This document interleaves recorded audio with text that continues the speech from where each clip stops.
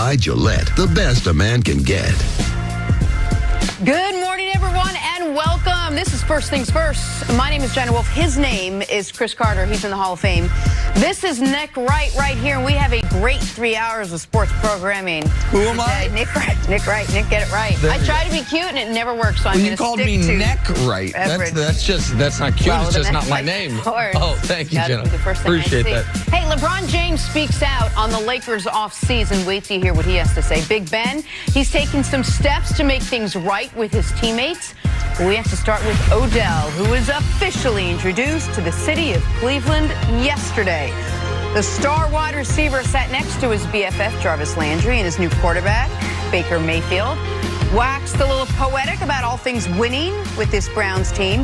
The three hoping to form one of the most exciting offenses in the NFL. And while he did say he was shocked when he found out he was being traded out of New York, he is more than ready for his next and newest chapter in Cleveland.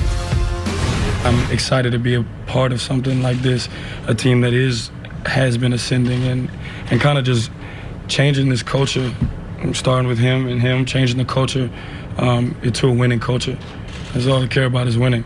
As it all settled in, I'm very excited about this, and I think that it's going to be it's going to be one of the best things that ever happened to me in my life. At the end of the day, I know where I'm at in life. I don't need to be in New York. I don't need to be in LA. I could be in Sheboygan, Wisconsin. It doesn't matter where I'm at. I've created this what I would call a legacy. So it never really crossed my mind going to Cleveland or worrying about marketing or worrying about any of that. I care about football. I care about winning. All the extra. I didn't step into this game to be famous. That's just what fell into my lap. But we talked about legendary. We talked about a legacy. We talked about gold jackets. That's our conversations. It never was about no money. It never was about any of that. It's about being a legend. And I think that, this is our everyday life. We do this every single day. Y'all come in here and we ask questions and we're up here answering. But I think this moment is going to be more iconic than we all realize. Well, shout out to Sheboygan there. Cece, what are your expectations now for Odell as he gets ready to start this next chapter in Cleveland with the Browns? Well, for one, in seeing Odell go through this transition, because it's very, very hard for young people, and especially in professional sports, when you think it's something else. When him and Jarvis Landry, they spoke it into existence. So they've been talking about playing together since they were kids. But when you get to the NFL, a lot of times it's totally different than what you expect. And Odell's life did change when he got drafted by the Giants. Great organization, very, very respectable in New York City. And they had an iconic quarterback in Giants as far as Eli. What he's going to in Cleveland is totally different. So I like the fact that he's recognizing what he's been through. I like the fact that he's embracing where he is. I like the fact that he realizes it doesn't matter. All NFL cities are very good. And he doesn't have to be in some type of big city. And I like the fact that he's there on the first day. So he's not a distraction, because guys want a new start when they go places, but they still end up doing the same old thing. So if he's not going to participate in the off-season workouts and everything, he'd be exactly like he was with the Giants. So I think he's in a great headspace. I think he's, as far as having surrounding people who care about him, in Jarvis, his wide receiver coach who coached him with the Giants and coached him in college. And I believe that him and Dorsey will have some connection together. That's why he brought him there. So I'm happy for him. I got great expectations for him, but they're no different than what they would have been with the Giants. My expectations is that he understands the magnitude of who he is, where he is, and taking advantage of the time. And I believe that he's going to do that, and all signs point to he understands the whole process, what's happened, and he understands being with the Cleveland Browns and the type of young talent they have surrounding that team. He did a great job yesterday. He did. He answered those questions the exact way the Browns were hoping he would. He put to rest, at least for now and hopefully permanently, the idea of the wandering eye when he talked about in New York, LA, yes, places that he has talked about wanting to be in the past, because it was a real question. When you heard Cleveland, what did you think? And he said, I'm here to play football. You mentioned his life changed when he got drafted by the Giants. He communicated to both you and I a couple years ago his life really changed when he made that catch. Right. When the level and I think of a lot of people are taken back, like when he even looked at the audience and said, I'm not here for fame. And it seems like everything he's done, from a branding, how he goes about, how he dances, how he brings a lot of attention on himself. But he was shocked by it. He was shocked. He was shocked at the way he said members of his family started to treat him differently after that catch.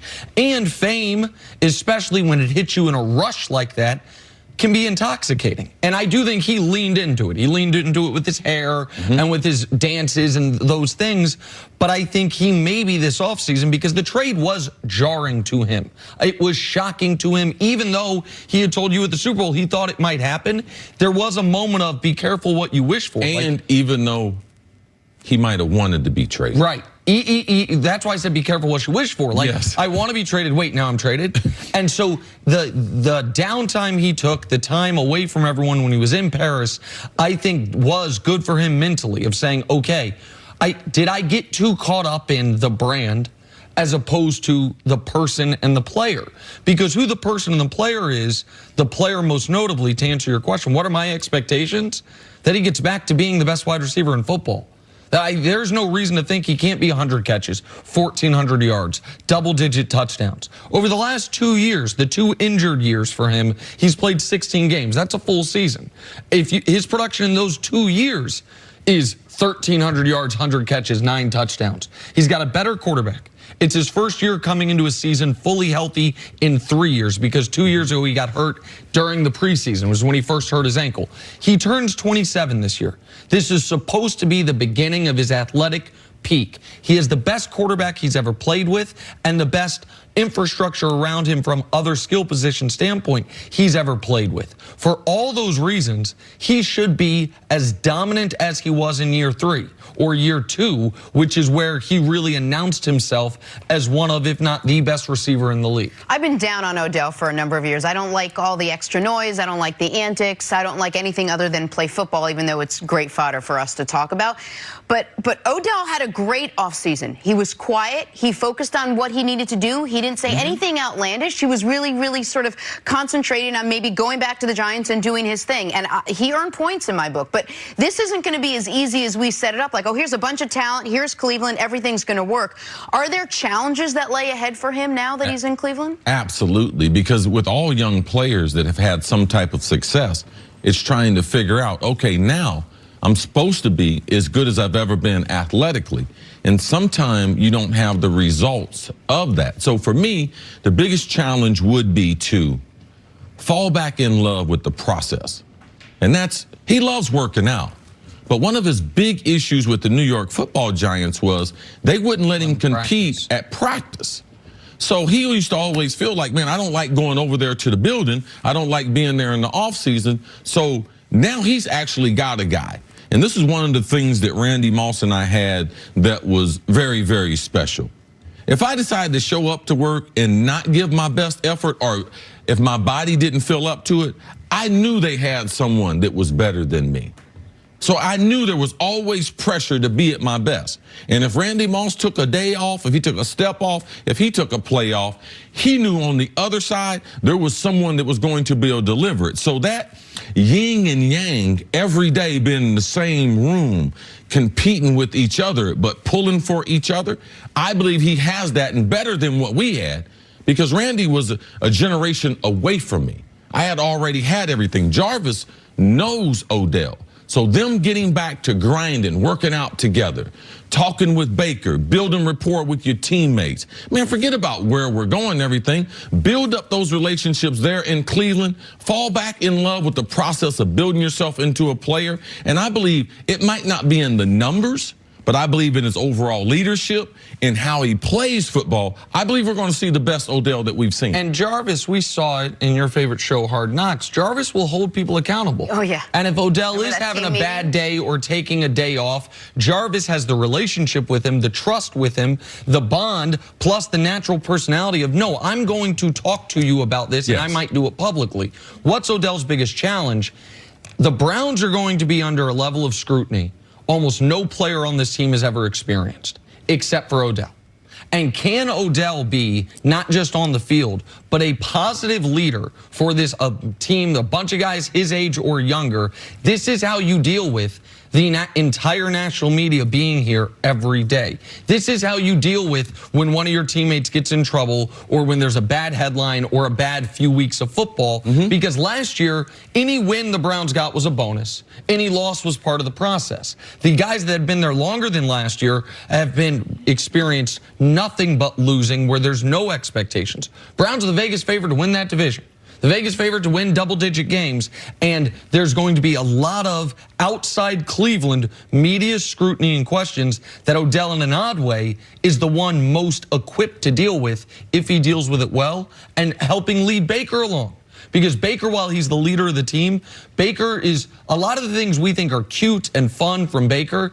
People can change on those real quick if you have a bad month of football, if you're not winning.